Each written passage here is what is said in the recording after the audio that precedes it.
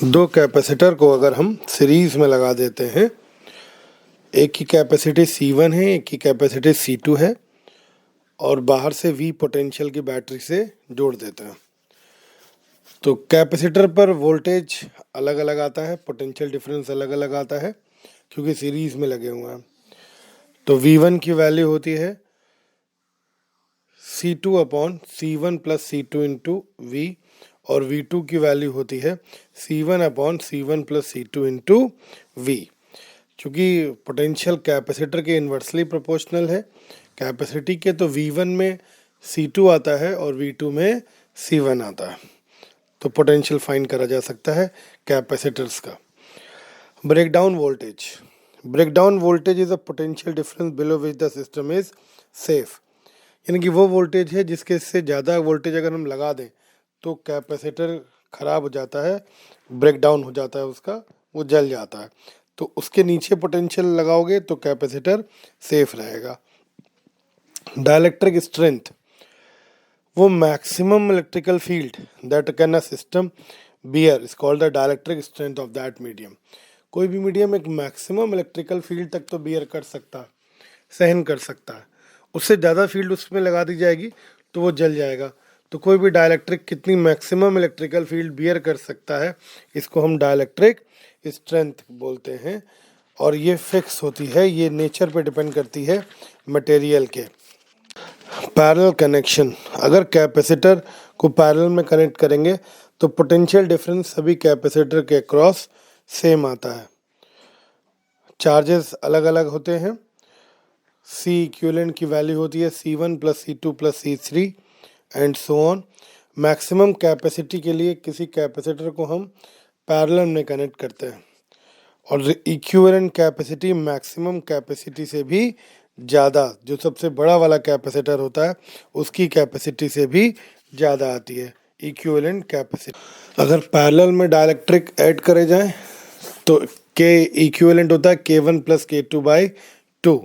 जैसे सीरीज में dielectric add करा था तो 2K1 K2 upon K1 plus K2 था, हार्मोनिक मीन होता है, वैसे ही पैरेलल में K1 प्लस K2/2 आता है। Infinite capacitor ladder, C1 C2 C1 C2 C1 C2 तक एक लैडर बनी है कैपेसिटर की। C1 ऊपर वाला है और लैडर CD वाला C2 है, तो C इक्विवेलेंट आता है C2/2। याद रखिएगा C2/2, C2 लैडर CD जो बीच में लगा होगा CD वाले जिस पे हम पैर रखेंगे वो C2 है। C2/2 ब्रैकेट √1 प्लस 4C1/C2, बाहर C2/2 है तो नीचे 1 प्लस 4C1 है, यहाँ पर C1/C2 -1। अगर C1 C2 की वैल्यू अगर सेम होती है तो इक्विवेलेंट कैपेसिटी आती है C/2 √5 -1। और ऐसे ही अगर लैडर तीनों तरफ C और बीच में CD वाला भी C और साइड वाला भी C, ऐसे इनफाइनाइट तक की लैडर होती है तो C इक्विवेलेंट की वैल्यू आती है C/2 √3 -1। सिचुएशन ऑफ ड्रॉप्स के बारे में अगर बात करें तो छोटी छोटी ड्रॉप्स को मिला के एक बड़ी ड्रॉप बनाते हैं। छोटी ड्रॉप पर पोटेंशियल V है, उसकी रेडियस स्मॉल r है, चार्ज स्मॉल q है, कैपेसिटी स्मॉल c है, वोल्टेज स्मॉल v है और एनर्जी स्मॉल u है। ऐसी n ड्रॉप्स मिला के एक बड़ी ड्रॉप बनाई जाती है। तो जो टोटल चार्ज बड़ी ड्रॉप पर होता है वो NQ होता है। NQ जो रेडियस होती है वो n की पावर 1/3 इंटू स्मॉल r, छोटी ड्रॉप की रेडियस सिंगल ड्रॉप की। जो टोटल कैपेसिटी होती है n की पावर 1/3 इंटू c, छोटा सिंगल ड्रॉप का कैपेसिटी। टोटल पोटेंशियल होता है n की power 2/3 into potential of single drop. और टोटल एनर्जी होती है n की पावर 5/3 u सिंगल ड्रॉप का। तो फिर से रिपीट कर लो एक बार, Q total Q NQ, total radius n की power 1/3 into small r, total capacity n की power 1/3 into c, total potential n की पावर 2/3 इंटू v और total energy n⁵ into U. Energy density का formula होता है ½ energy density का मतलब होता है amount of energy store in per unit volume, that is known as energy density. उसके बाद बात करते हैं RC circuit, charging and discharging of capacitor. सबसे पहली बात, कैपेसिटर को चार्ज करना है तो कभी भी उसको डायरेक्ट चार्ज नहीं करते हैं, उसके साथ सीरीज में रेजिस्टेंस लगाना बहुत ज़रूरी होता है। कैपेसिटर के साथ सीरीज में रेजिस्टेंस का लगा होना सबसे नेसेसरी कंडीशन है। हाँ, सीरीज में कितना भी रेजिस्टेंस लगा हो वो टोटल लिया जाएगा। एक टर्म आता है that is capacitive time. Capacitive time is equal to C into R equivalent. R equivalent कौन सा? जो रेजिस्टेंस कैपेसिटर के साथ सीरीज में लगे हों वो लिया जाता है। टाउ से रिप्रेजेंट करते हैं कैपेसिटिव टाइम, डायमेंशन होती है T, तो R equivalent into C. R equivalent कौन सा? जो भी कैपेसिटर के साथ रेजिस्टेंस सीरीज में लगे हैं उनका equivalent. Charging equation Q is equal to Q0 1 minus e⁻t/τ।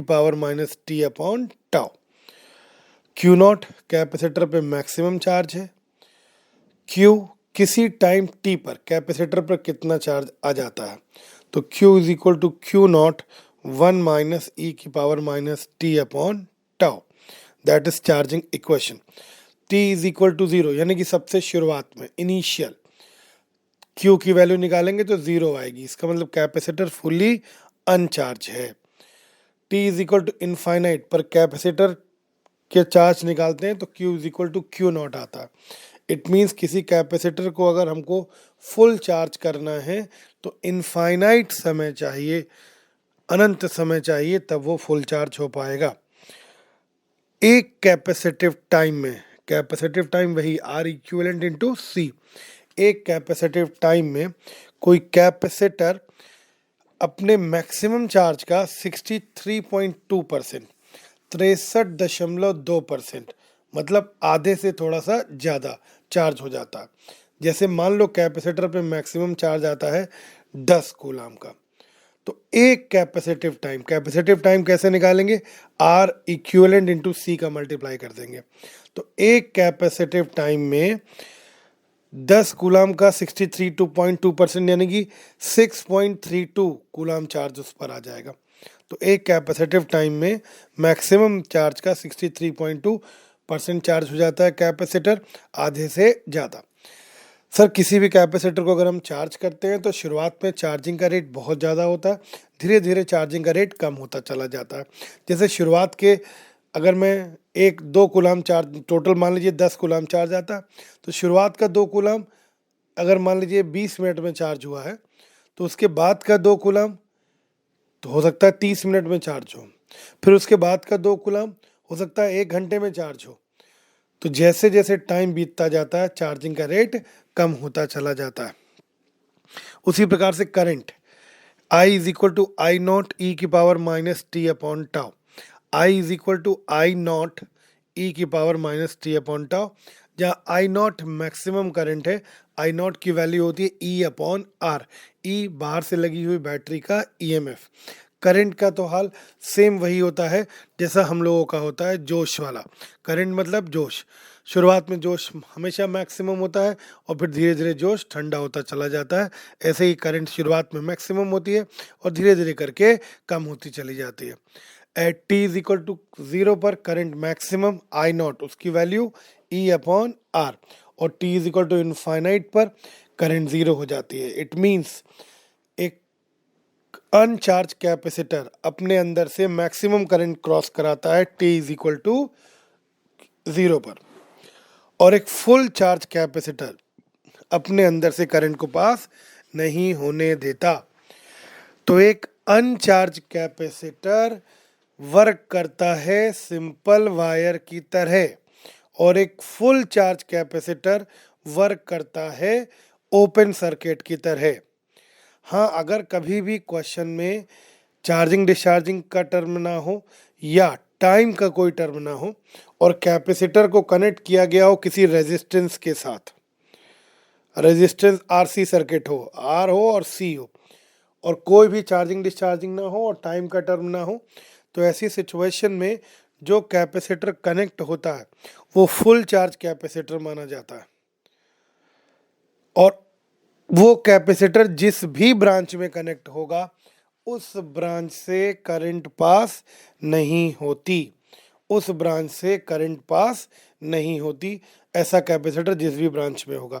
लेकिन शर्त फिर से याद रखिएगा, कोई चार्जिंग डिस्चार्जिंग की टर्म ना हो या क्वेश्चन में कोई टाइम का टर्म ना हो। अगर टाइम का टर्म दे दिया उन्होंने कोई, तो आप समझ जाना कि कहीं ना कहीं बात चार्जिंग और डिस्चार्जिंग की हो रही है। इसी तरीके से डिस्चार्जिंग ऑफ कैपेसिटर की बात करते हैं।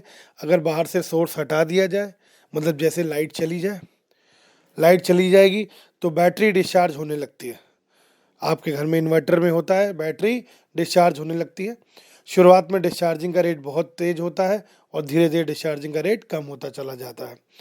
तो वैल्यू डिस्चार्जिंग की equation Q is equal to Q naught e की power minus t upon tau. Tau मतलब RC, वही कैपेसिटिव टाइम। याद रखिएगा, चार्जिंग इक्वेशन में Q is equal to Q naught bracket में 1 माइनस ई की power minus t upon tau था। वैसे डिस्चार्जिंग इक्वेशन में Q is equal to Q naught into direct e की power minus t upon tau है, यहाँ 1 minus नहीं होता। तो Q is equal to Q naught e की power minus t upon tau. Initial charging rate बहुत ज़्यादा है। अगर आपको फुल डिस्चार्ज करना किसी कैपेसिटर को तो इनफाइनाइट समय चाहिए होता है। शुरुआत में मैक्सिमम चार्ज है, फुल डिस्चार्ज करने के लिए इनफाइनाइट समय रिक्वायर्ड है। इट मीन्स किसी कैपेसिटर को ना तो फुल चार्ज किया जा सकता है और ना ही फुल डिस्चार्ज किया जा सकता है, उसके लिए इनफाइनाइट समय चाहिए। दोनों ही सिचुएशन में, चाहे चार्जिंग हो चाहे डिस्चार्जिंग हो, करंट की इक्वेशन वही जोश वाली इक्वेशन है, I is equal to I naught e की power minus t upon tau. शुरुआत में करंट मैक्सिमम और धीरे धीरे करंट की वैल्यू कम होती चली जाती है। एक फुल चार्ज कैपेसिटर अपने अंदर से अल्टरनेटिंग करंट को पास करा सकता है। फुल चार्ज कैपेसिटर AC पास हो जाती है लेकिन डायरेक्ट करंट को पास नहीं होने देता। अल्टरनेटिंग करंट को पास होने देगा लेकिन DC को पास नहीं होने देगा। फिर एक इम्पॉर्टेंट पॉइंट और, किसी कैपेसिटर को डिस्चार्ज होने में कितना टाइम लगता है, तो इसके लिए एक शॉर्टकट मेथड है, T directly proportional RC। T directly proportional RC। आप R इंटू C की वैल्यू निकाल लो, जिसकी वैल्यू ज़्यादा आएगी उसको डिस्चार्ज होने में समय भी ज़्यादा लगेगा और जिसकी वैल्यू कम आएगी उसको डिस्चार्ज होने में भी समय कम लगेगा।